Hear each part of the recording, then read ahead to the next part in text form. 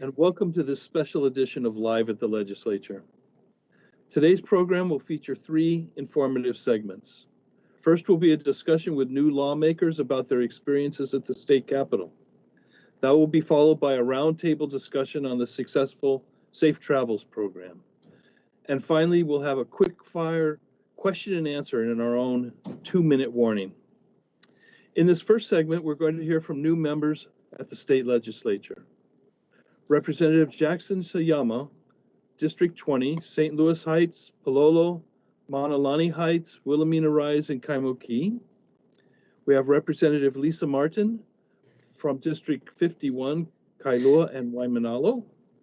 And we have Senator Bennette Misalucha, District 16, which is areas around Pearl City, Pearl Ridge, Aiea, Halava, and Pearl Harbor.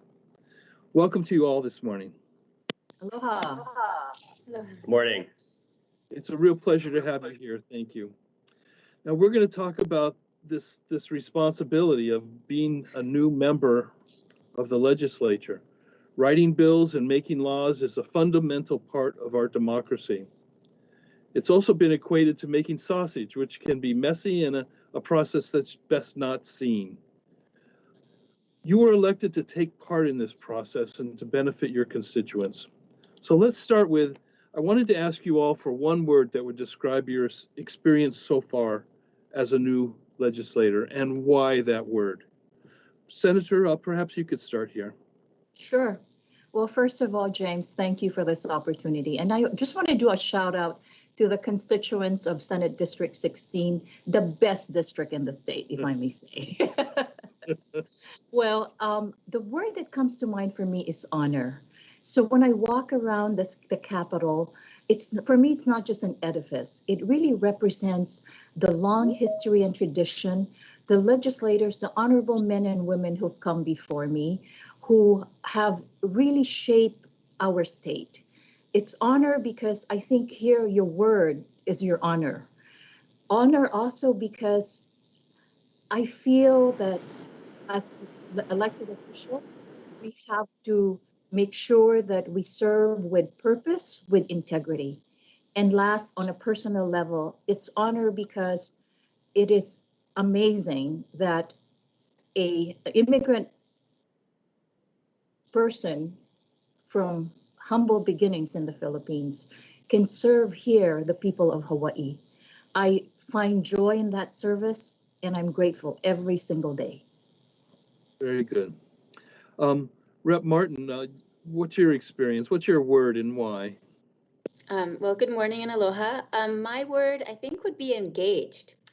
It is amazing the opportunities to be engaged in so many different ways. Right now, because of session, we are, working on legislation, but there are so many other ways that we are engaged at the same time, helping individual constituents' concerns. There's a lot of UI issues and other individual concerns. And then also thinking about long-term community issues that don't necessarily require legislation, but require coordination of state entities and with the community and maybe other entities, maybe directing funding that way to work on ongoing problems like homelessness, like our flooding, different things like that. And so as a legislator, it is amazing how much opportunity there is to be engaged and to help make connections. And so it is such a pleasure to have more ability to influence, some of the solutions for things that I've been concerned about for a long time. Yeah, it's great to hear your enthusiasm. Representative Sayama, what's your word for being a new representative here? Well, the word that comes to mind for me, James, is fulfilling. I came here to help people, and especially now, there's a lot of people that need help, and every day I have the opportunity to reach out to another person and, potentially make their life a little bit easier. And so we could do that in a lot of ways. Like you mentioned, our responsibilities include legislating. Of course, that requires a tremendous amount of effort, and it might not be the most easiest process to understand. But, sometimes we just get phone calls for neighbors having issues, in the neighborhood. And then, that gives me an opportunity to meet with them and get to know them, So it's an incredibly fulfilling opportunity for me to get to know my district and serve them well. Very good. That said, let me stick with you here. There is a steep learning curve. This is a lot to take in. What are you doing to overcome the obstacles? Yes, well, it is my first year at the legislature ever. But there are a lot of people who are more than willing to help me, including my colleagues. And so a lot of times, I ask them if I have any questions regarding the process or, how I should approach a certain issue. And they're, of course, are willing to help me in every step of the way. And of course, I have a tremendous staff who has always been supporting me. And I'm sure Senator and Representative Marten could attest to that, that without our staff, we really cannot function the way we can, as well as those Capitol staff who help us in the research and the creating legislation. So I think that support at the Capitol, as well as in the community and my family, has made coming here at the legislature much easier. Well, Senator, anything to add to that about overcoming obstacles in doing the job here? Yes, definitely. And I agree with Representative Sayama that it's a very steep learning curve. There's so much information to digest in a very short period of time. But I think preparation is the key, really doing your homework. And it very much helps to have a very strong staff like I do. And it's led by our Legislative Director, Richard Misalucha. But I also want to recognize my colleagues who have really helped me along the way. And I want to single out for instance, Senator Wakai, who has been very generous with his time. He's chair of our economic development, energy, economic development, and tourism committee. And he's helped me along, understand the process. I've been also helped by people like Senator Carl Rhodes, who was chair of the Judiciary Committee. So judiciary issues are very difficult and complex. So what he's done is he's allowed me access to his committee, so I would listen into his committee meetings or staff meetings. I also want to single out even our Ways and Means chair, Senator Donovan De La Cruz, who gathered all the freshman senators to help us understand the budget process. But last but not least, may I just share that the collegiality amongst the women legislators, there's 9 of them right now, and we all share, and I have newfound respect for them and the hard work that they do at the Capitol. So even though it's a steep learning curve, I must say that I feel like I'm doing okay, I'm doing well, and I'm appropriately taking the appropriate steps to serve the community and my district. It's like almost a mentorship, I see. Rep. Marten, how's it been for you? How's the learning curve and how are you getting along there? Okay, I am not going to lie. At the beginning, I was very overwhelmed. It did feel like I was drinking out of a fire hose, and I felt like I was supposed to be doing so many things and already have them underway when I was just trying to set up an office. So I was very stressed out at the beginning. It's gotten much better as I get things in place. Like Jackson, I tried to make it easy for myself, and I hired my office manager, Jennifer Barra, who used to work for Laura Thielen. So she knows the process, she knows the district, and that has been invaluable. My colleagues, it's not just, it's not just people that I would necessarily have a relationship with as being on their committee, but for example, Representative Bert Kobayashi, he reaches out to all the freshmen and really tries to give us a hand and advice and explain anything. And I'm very, very grateful to him. He's just so kind. But the leadership also invested a lot of time in helping the freshmen get up to speed on topics, on issues, having us meet, kind of like having briefings or small presentations in various subject areas of issues that come up year after year. And that was extremely helpful as well. And, I don't know if I got lucky or it's universally this way, but I have really good chairs. and they are, explain what's going on, allow us to discuss issues. And then finally being on finance, as a freshman, a lot of us are on finance, and that is a way to learn about a little bit about everything. It's not clear how much influence we have, but we certainly do get exposed to everything, all the different departments, what their needs are.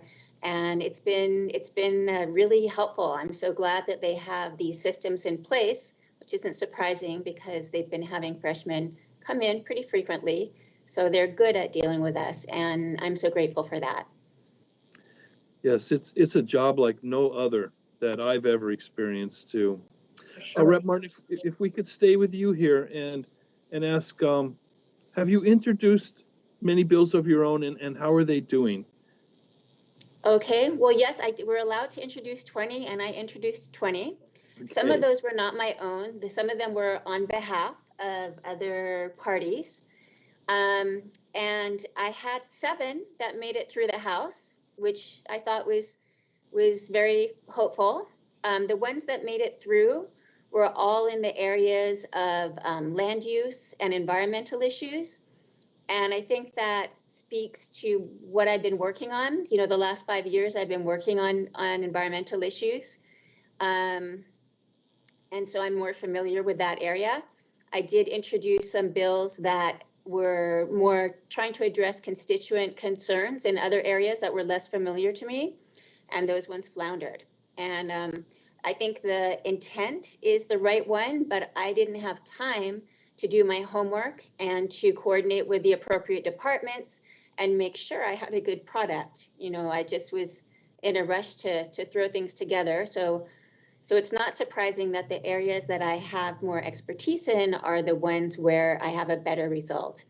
And so it doesn't mean anything will go through in the Senate, right? But I'm learning, even if they don't, it's all a learning process.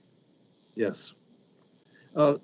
Representative Sayama, have you introduced any bills this session, and how are they doing? Yeah, so I limited myself to 8 bills this session. Fortunately, 3 of them have crossed over to the Senate. I guess I could just go down the list.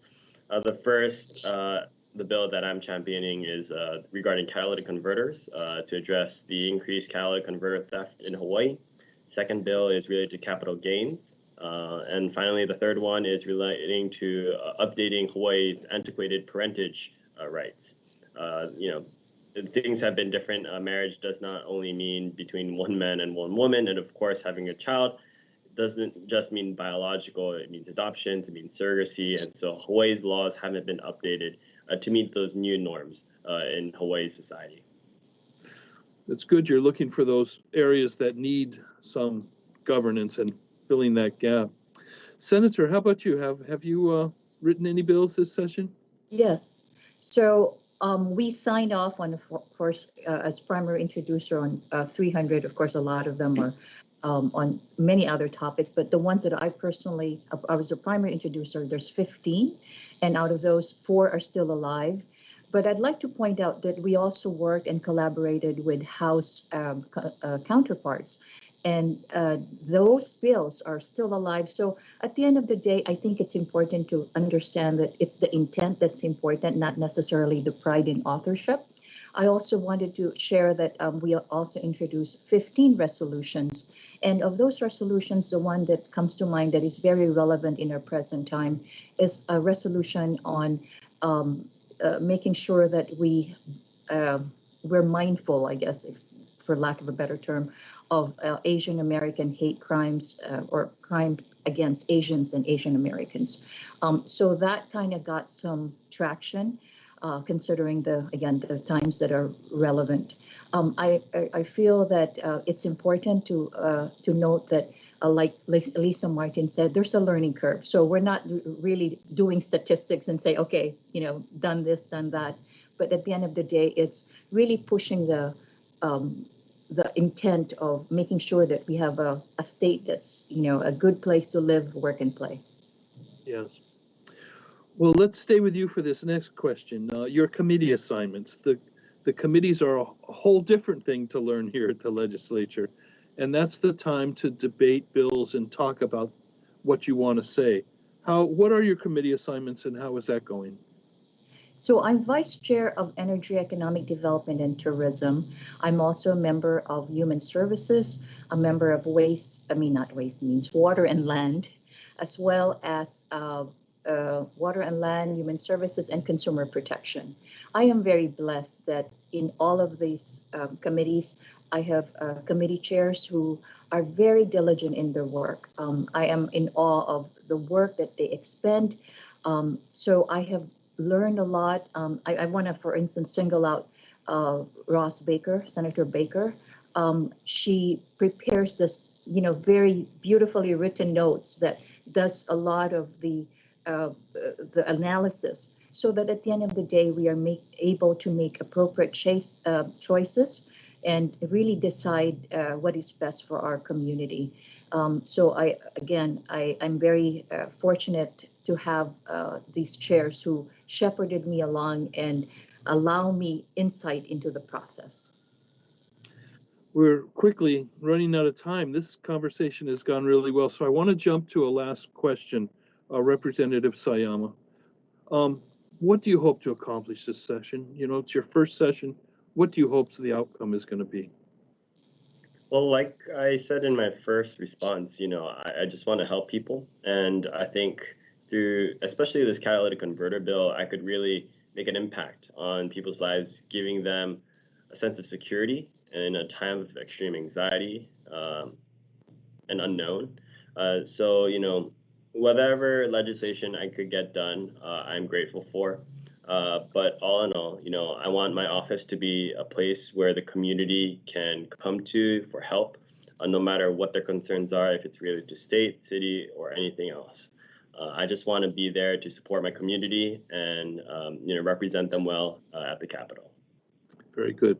And Rep. Marten, what do you hope to accomplish in just 30 seconds we have left here? What's your outlook? In addition to legislation, I hope to help people get through this COVID experience. I've been spending a lot of time promoting vaccination. It's really my background is in public health. I have a doctorate. And I've been really trying to work that angle and support our local care providers in my district. And I also want to help people economically. So trying to connect them with the benefits that are available to them. Those that need them most are often the ones that don't have a computer, don't know how to apply, et cetera. So I'm really trying to connect people with the benefits that they qualify for to get them through this time. Yeah. And Senator, just very quickly, we only have 15 seconds. What do you hope to achieve? Well, I think it's a collective, not just but a collective we, because it takes a village. It really is collaboration. And I think we have to focus on COVID and not just immediate results, but really laying the groundwork for the future and helping make our community more resilient. Thank you. It's been an honor talking to all three of you today, and I'm really happy you're here at the legislature working for the people. Thank you. Thank you. Thank you for having us. Thank you very much, James. Aloha. Aloha. So what do you see? A community that is engaged, empowered, a place where free speech is alive and well. Tell me more. For 30 years, thousands of local people on TV sharing their stories, culture, and viewpoints uncensored. Uncensored? Where can that be? Right here, my son. Wow! Isn't it time to empower your voice?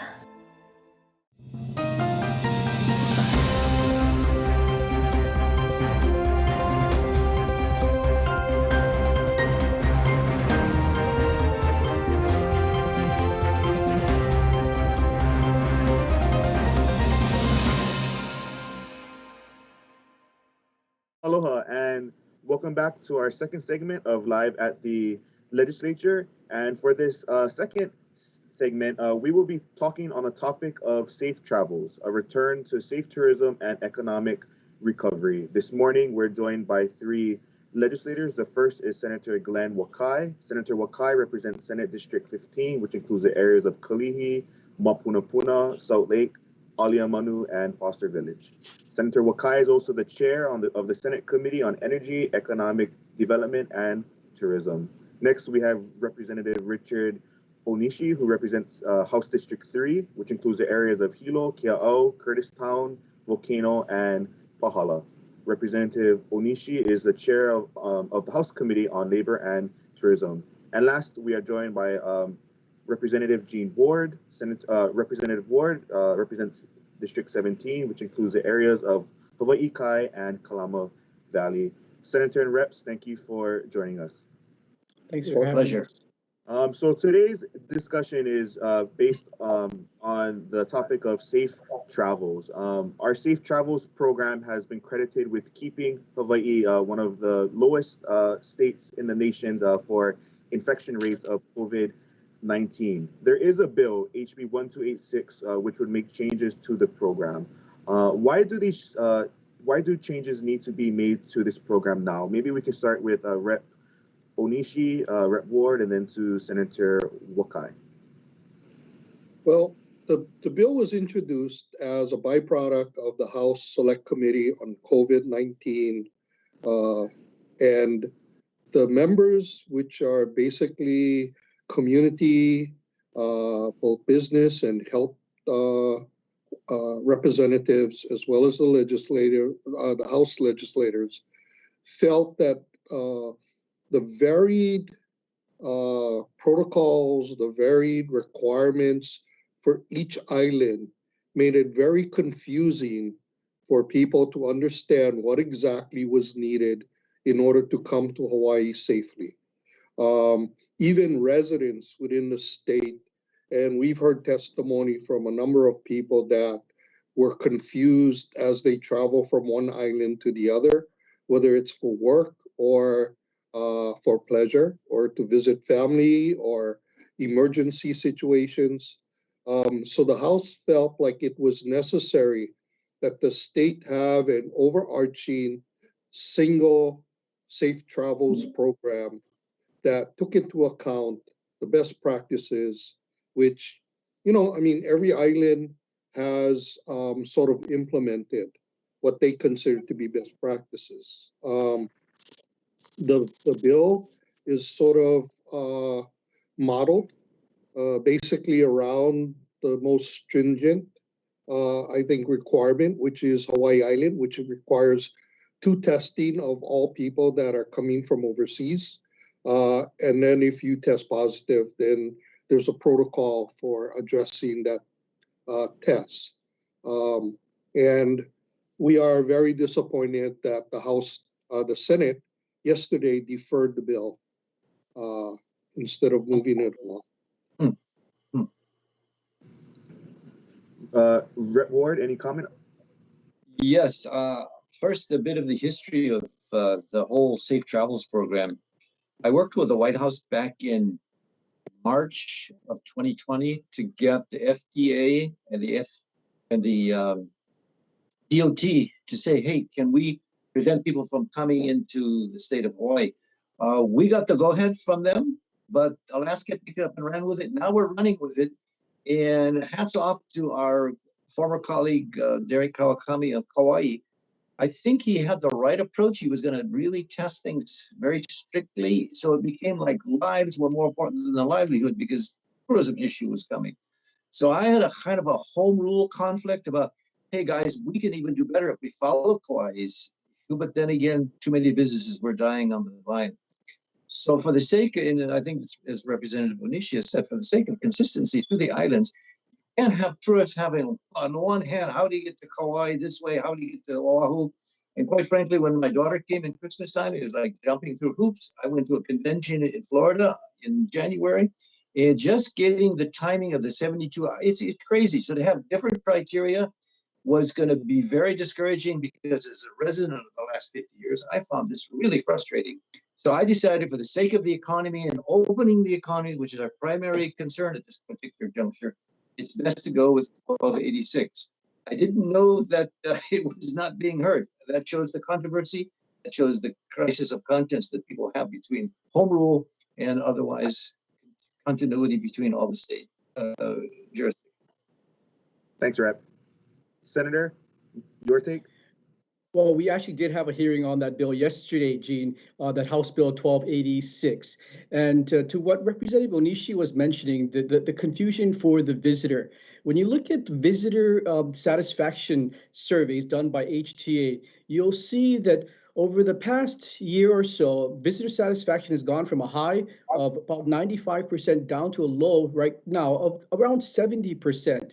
And a large chunk of that reasoning is because tourists are confused about the safe travels protocols, and as was mentioned previously by the representatives, the different islands have different types of protocols, and that's led to anxiety for the visitor. So I totally understand the House's position. And as I mentioned, we had a hearing yesterday, and I was in the minority. There's a majority of other representatives, senators. Keep in mind, this is not just my committee. It was the Committee on Health as well as the Committee on Public Safety. And the majority of those members felt that, home rule is important, and we have to be able to have flexibility for the nuances on Maui, on Kauai, that might have a different take on safe travel. So I tried to save the measure by saying, okay, well, maybe safe travel statewide mandate might not be appropriate for the Senate, but how about going and having a discussion about a vaccine passport? Because that's going to be the next iteration that all of us are going to be discussing. Unfortunately, that idea fell on its face. So what we have is a bill that was deferred yesterday in the Senate. Thank you, Senator. And I will stay on you for the next question. How has the COVID-19 pandemic changed how we look at our tourism as a primary economic engine for our state? We were talking about over-tourism back in 2019, right, when we were overflowing, so to speak, with 10.5 million visitors. And we've been talking about better management of tourism for a long time, but I think COVID has really accelerated that discussion, right? No more pushing it down the field. We have to figure out how we're going to better manage tourism in the future. And I think we're seeing that with technology, we can use technology to help better manage things. Have a statewide, for example, for our state parks, put a statewide reservation system so we can make sure that not too many people are at Haleakala, not too many people, that's a federal park, not too many people are at Diamond Head or Iao Needle or other locales, that we can use data to better manage them and make sure that we push tourists to the right spots, right? To me, it's not just a number. We can chase 12, 15 million visitors if we push them to Ala Moana, to Kualoa Ranch, and not let them land up in Lani Kai, Hawaii Kai, or in the wrong places throughout the state. So the coronavirus has really pushed us to better think through how we're going to better manage tourism in the future. Rep Board? With the downturn, it's like, do you miss me yet? We actually took for granted, as the good senator was saying, that the tourists were always going to come. And then when they didn't come, my God, even the restaurants in some remote places rely on tourists. We don't realize how reliable we are on them. It is, in fact, the goose that lays the golden eggs. But we can't turn it around. But to me, here's the bottom line, and here's the lesson of lessons. We've got to diversify the economy. We can't keep going up and down, saying, yeah, we love it, we hate it. We've got to diversify the economy. There's 4 areas, and I know Senator Wakai is up to speed on all these. The Hollywood of the Pacific. We should be putting the movies here more than any other place outside of Hollywood. We can be the Geneva of the Pacific with the Asia Pacific APPI, Security Studies Center at Fort Ruger. We got the Isla Center. We got space tourism.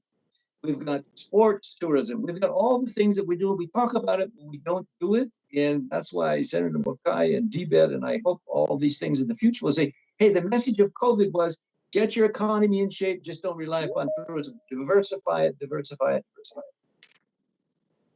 Representative Onishi? Yeah, well, I would agree with with Representative Ward that we do need to look at diversification. That has been an issue that has plagued the legislature for decades, looking how to diversify from tourism. But I think we're missing the point right now. Right now, the issue is economic recovery, and we need to get people back to work instead of depending on the government for unemployment. We need to continue to do the things that we do best, which is accepting people's visit to the best place in the world. How we manage that has been the big problem over the decades. And we had, for the last couple of years, bringing that issue to the forefront. So the places that are being impacted are natural resources and visitor destinations. Unfortunately, the department that is responsible for the management of that has done a tremendously poor job in doing it. But people within the legislature and in the public look at the tourism industry as being responsible for managing those resources when they have no authority at all. You know, there's been bills to ask HTA to put together a reservation system, but it's not their responsibility. They don't have authority to do that. You know, it sits with the Department of Land and Natural Resources, who have for decades ignored the management of those resources. I think that's what has been evident with this pandemic, and that we have to fix. Can I footnote that, Mr. Moderator? Sure. Can I add 2 cents worth here? Yes. Love's Bakery should have never gone out of business. We should have seen the survival and the flag flying upside down. And that's where there's the need for DPED to get its act together, put together a survival task force to where they actually go out and monitor some of these businesses, or at least know when it is maybe 6 months away from failing. And quite frankly, there's more Love's Bakeries out there right now that when they come to the media and we find out, oh my God, that would be impossible. 170 years? You can't fail. Well, the one thing we got to do in this particular session is to get a revival of our small businesses. And if the guys of the strength and the reputation of Love's can't make it, what about all these other small guys? I would say DBED's got to, Senator Wakai, Rep Onishi, those guys have got to get on their act. I put a reso in where there should be a task force with the bankers, with other consultants, with other people who are doing finances and consulting, Minority Business Development Agency, SBA, et cetera, to go out and see if these guys need any help. Do a survey, see how many guys are in the possible throes of destruction.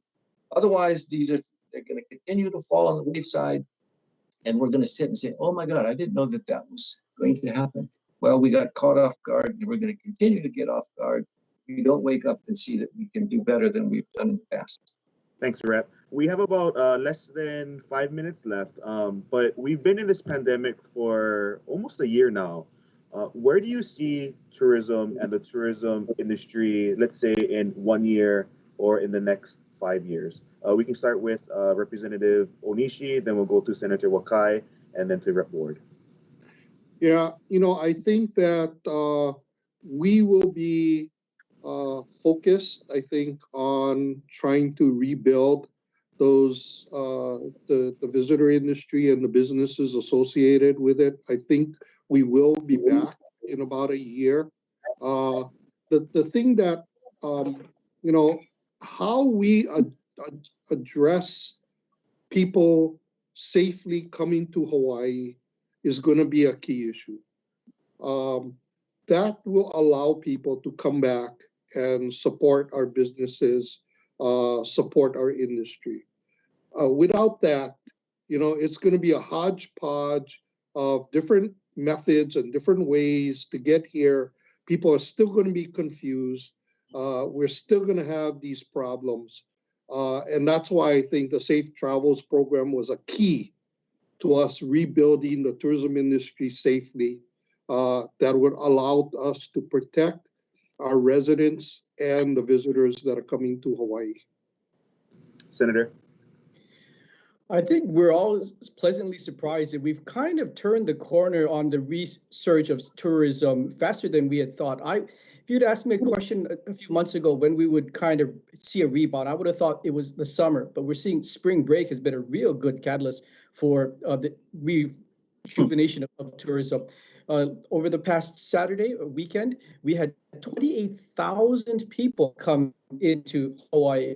Compare that to about 11 months ago when we were lucky to get 1,000 people to come here. So you can see that the rebound is picking up pace. You look at the economic reports, they're envisioning about 5.5 million visitors this year. I think it's going to be a few more years before we get back to near the neighborhood of 10 million, if we even want to get to 10 million. But I think that there are good signs on the horizon. The vaccination rollout across the nation as well as across the globe will help hasten the resurgence of tourism. I think the Asian economy, Asian tourism is going to be dead for a little while, especially until after the Olympics. But come August, I think we're going to see more Japanese and Koreans and Taiwanese visitors coming to our shores. So, but I do want to briefly go back to what Onishi mentioned earlier about DLNR. I agree with him. The DLNR really undervalues its product, and their showcase are the various parks and marine areas.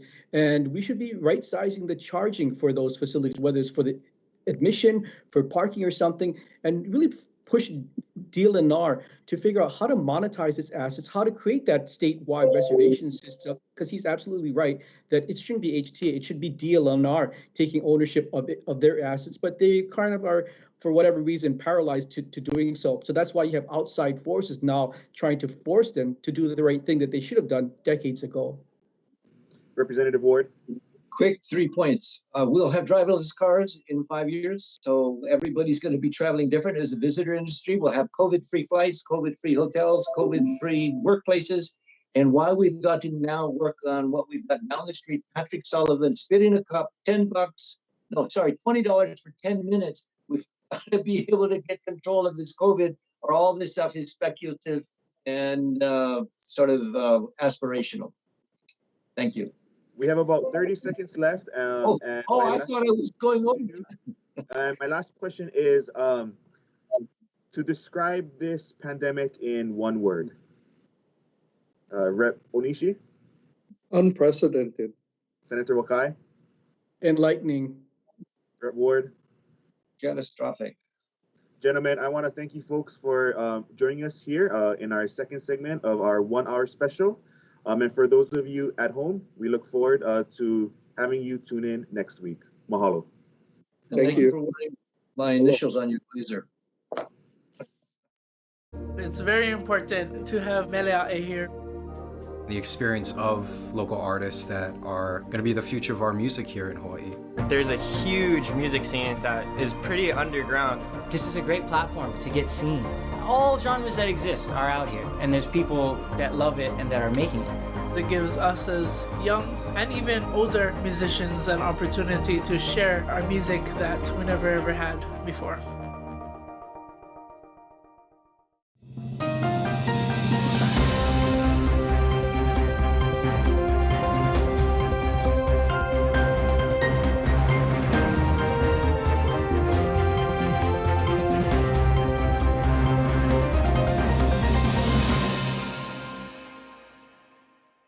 Good morning, I'm Tom Coons. I'm the director of the Minority Research Office here at the State Capitol.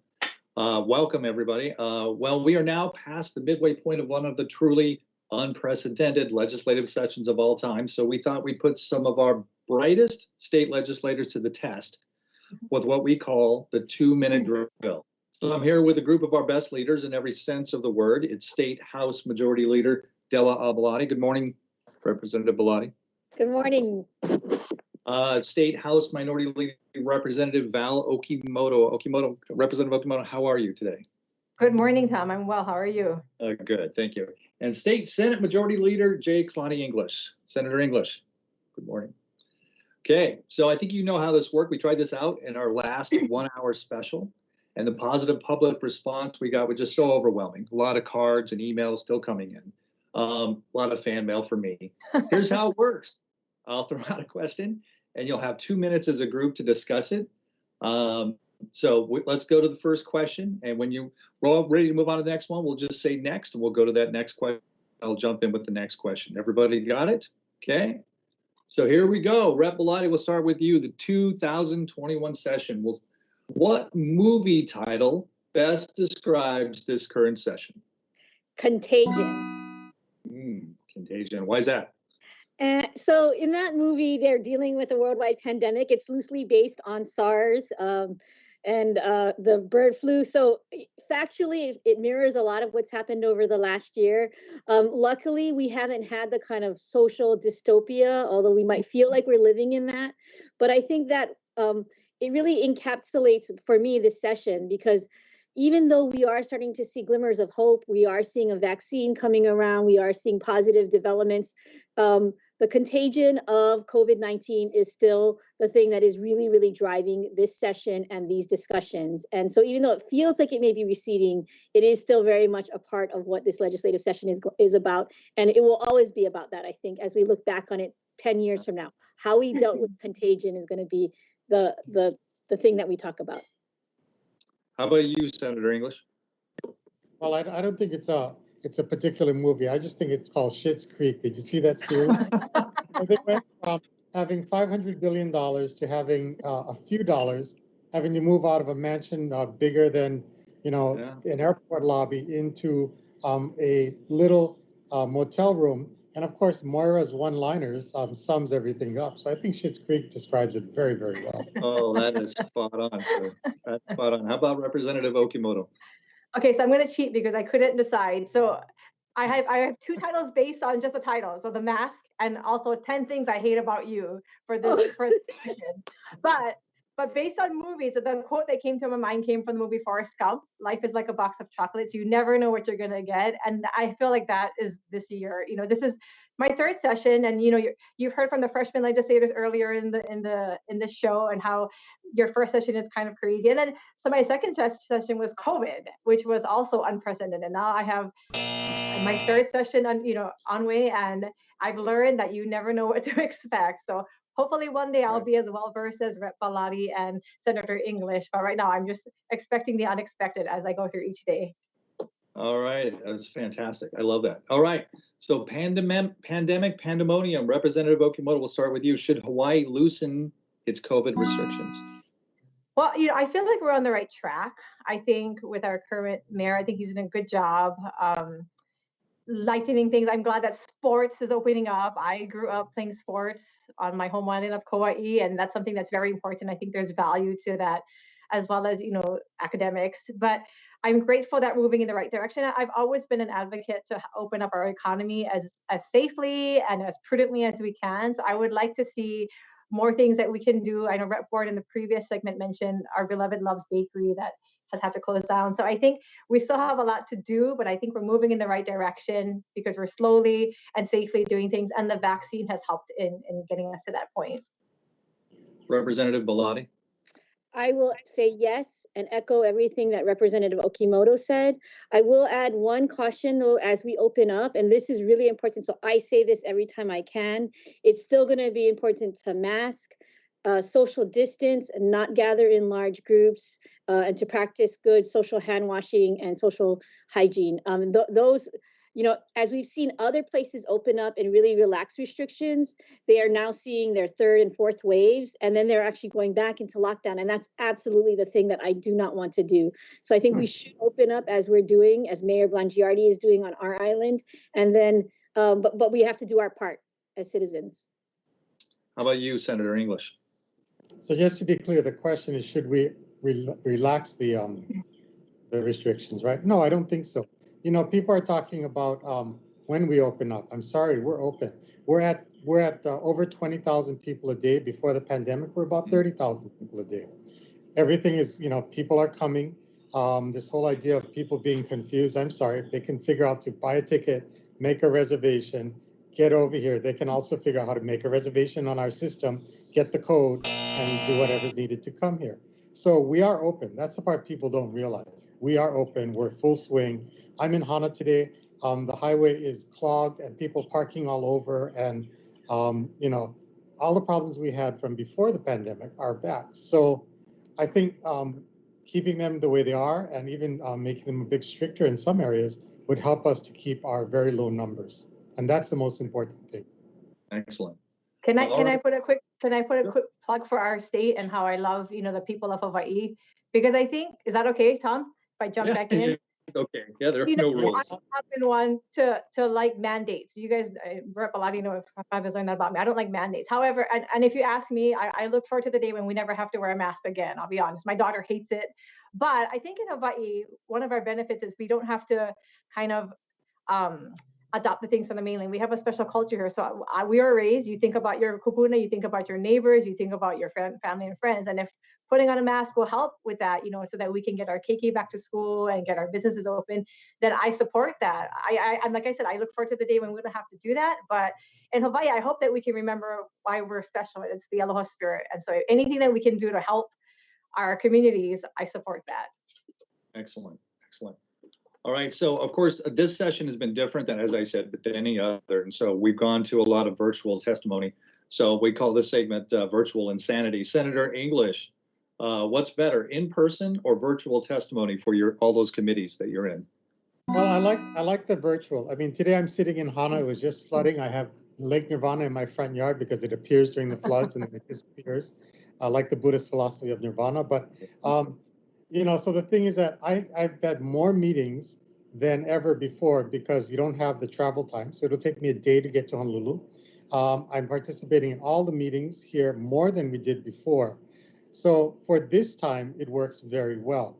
I don't think we'll ever go back to what it was. I think we're going to have a hybrid system when the pandemic is over. The people in my district, people on Molokai, Lanai, Maui, love this because they don't need to fly to Oahu, rent a car, drive to the Capitol to give a 3-minute, 4-minute testimony. They log in, they give their testimony, they continue with the day. So I think it's here to stay. I like the virtual, and I think it's only going to get better. Representative Belatti? So if the question is either or, in person or virtual, I have to say that right now, I was a big proponent for virtual, but I think I really like the in-person because the quality of the conversation, I think, is better in the hearing.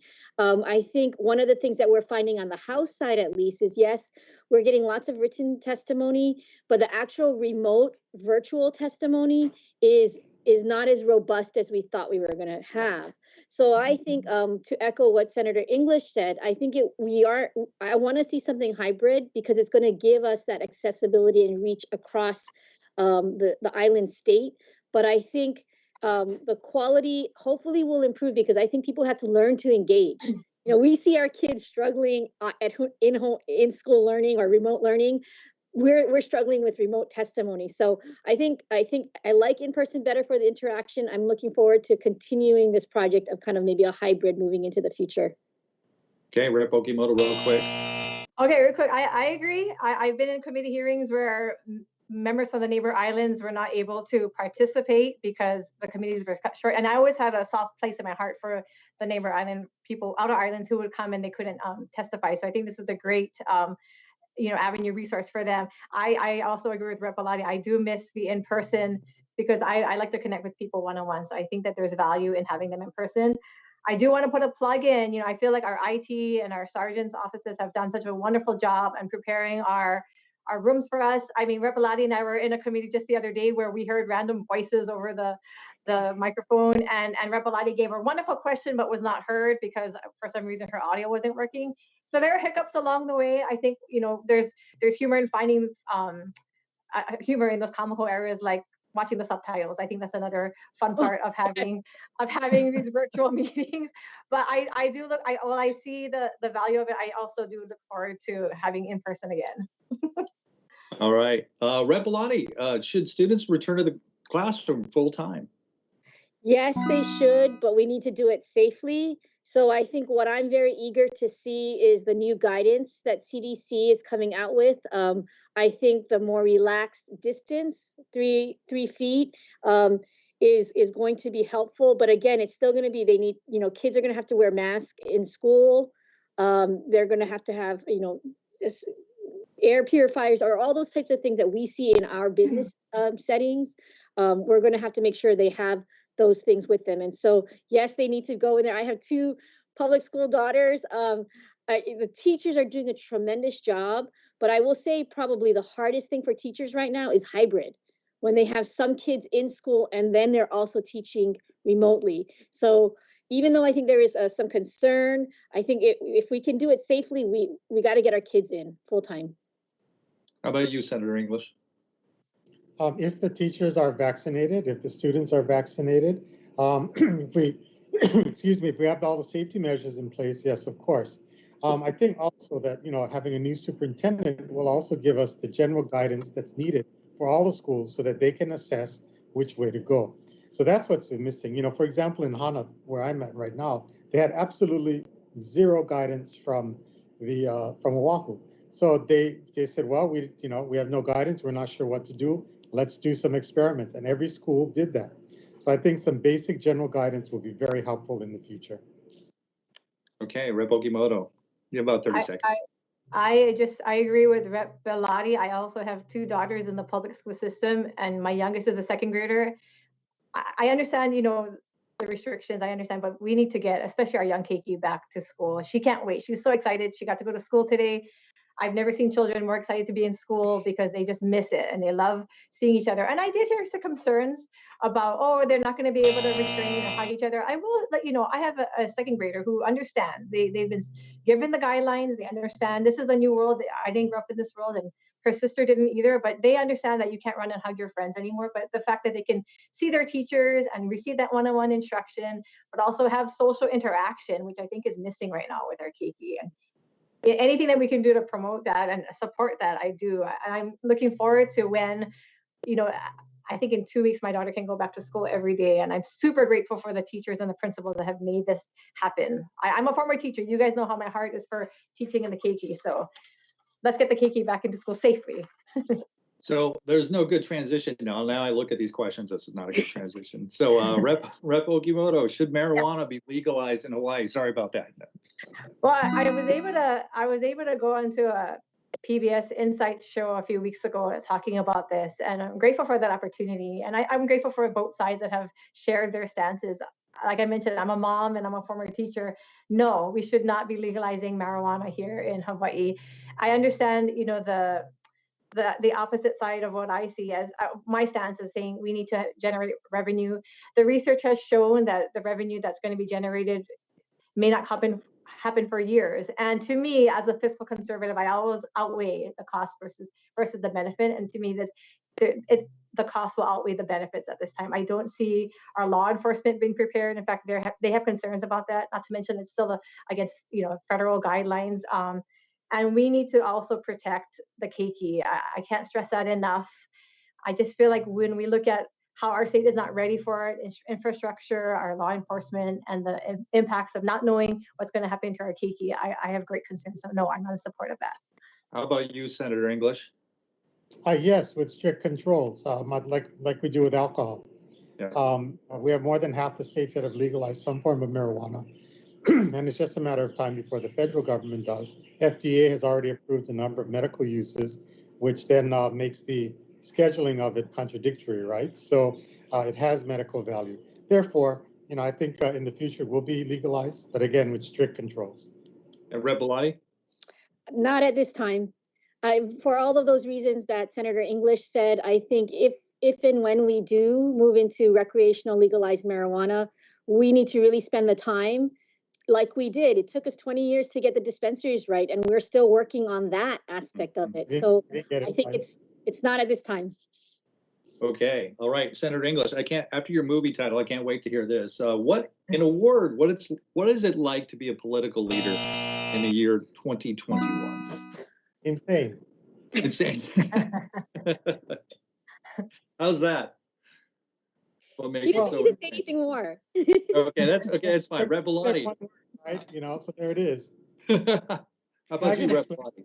You know what? I have to do this. I have to tip my hat to Senator English and Rep. Okimoto. You folks are way better at this than I am. I think I'm approaching these questions as too focused. So my word was flexibility is what we need. And I couldn't turn that into an adjective. So I love Senator English ones. It's insane. No one has ever can be prepared for this. I would agree. How about Rep. Okimoto? What do you think? my word, and it's indicative of my situation and getting to the point I am now, is galvanizing. Definitely galvanizing. But I will put a plug. My pigeon word, the first word that came to my mind was nuts. Like my kawaii girl pigeon came out like nuts with a Z at the end. So it matches what Senator English said. All right, let's jump ahead to the next question. Rep. Belatti, should a tax increase be approved for those households that make over $200,000? No, and I think we were looking at all these range of things. I think the situation has totally changed now, and so we have to be adaptable. Is tax increases something that is always a tool in our toolbox? Yes, but I think right now, given what we're seeing from the federal government, I think we can do things other than tax. At that level of 200,000 is very. In Hawaii, you'd be surprised. I feel like that is a very low threshold. So it certainly would have to be something much, much higher. If you're talking about taxing $5 million personal income, maybe, but we're not talking about that, and I don't want to waste our time on that. What about you, Rep. Okimoto? I want to just say that I don't know how it feels to make $200,000, but I support those, and maybe Rep. Belatti knows more than I do. So this wouldn't affect me personally, but I am in opposition of it as well. We actually did a joint caucus statement, which was really nice, that we were able to come together. We should be incentivizing, our residents to seek high quality jobs. We already have a brain drain with our doctor shortage. We should not be penalizing or disincentivizing these, our locals from going into these professions that will compensate for them properly. So I am in opposition of it. It'll hurt our businesses, and it's going to hurt our local economy. Okay, real quick, Senator English. Well, I'm split down the middle on this one because I can see both sides of it. We need to have some revenue sources, and that's the problem. If we don't have it, then we have to cut it, and people complain about the cuts. So it's half of one, half of the other. I think that some tax increases will be necessary, and how it's done is the key. So the question itself, taxing those over 200,000, it's really so broad that it's hard. I can't answer it yes or no. It's all in the details. Okay, last question. We're running out of time. But thank you, each of you, for your time. I know you guys are very busy. What's your favorite place to eat in your district? And I want to know what you order when you go. How about you, Senator English? We'll start there. Well, since I'm home in Hana, I would say Wakai Cafe, which is one of the food trucks in Hana. They have some of the best food that you can imagine.